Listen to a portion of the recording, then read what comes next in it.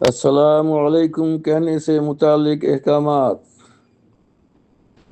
ارشاد باری تعالیٰ ہے، اے ایمان والو، تم دوسروں کے گھر میں اس وقت تک داخل نہ ہو جب تک ان سے تم اجازت نہ لے لو، اور گھر والوں کو سلام نہ کر لو۔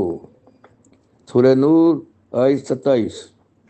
اور جب کوئی تمہیں سلام کرے تو اس کو اسے بہتر طریقے پر جواب دو، یا کم از کم سلام کے جواب میں وہی الفاظ لوٹا دو۔ سورہ نساء آیت 86۔ احادیث کی روشنی میں رسول اللہ صلی اللہ علیہ وآلہ وسلم نے فرمایا، وہ آدمی اللہ کے نزدیک زیادہ قریب ہے جو سلام کرنے میں پہل کرتا ہے۔ ابو داؤد 5197۔ بھوکے کو کھانا کھلاؤ اور ہر شخص کو سلام کرو، خواہ تم اسے جانتے ہو یا نہ جانتے ہو۔ بخاری 28۔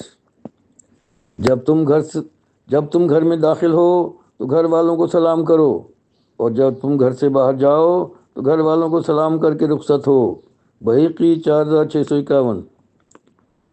جب دو مومن ملتے ہیں اور سلام کے بعد ایک دوسرے سے مصافحے کے لیے ہاتھ ملاتے ہیں تو جدا ہونے سے پہلے دونوں کے گناہ معاف کر دیے جاتے ہیں۔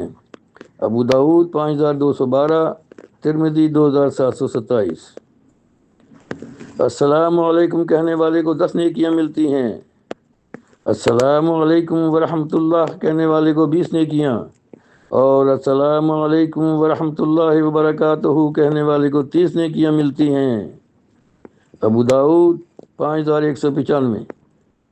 جو شخص اپنے مسلمان بھائی سے ملے تو اسے سلام کرے، اور اگر درخت، دیوار یا پتھر بیچ میں حائل ہو جائیں تو پھر اس کے سامنے آنے پر اس کو دوبارہ سلام کرے۔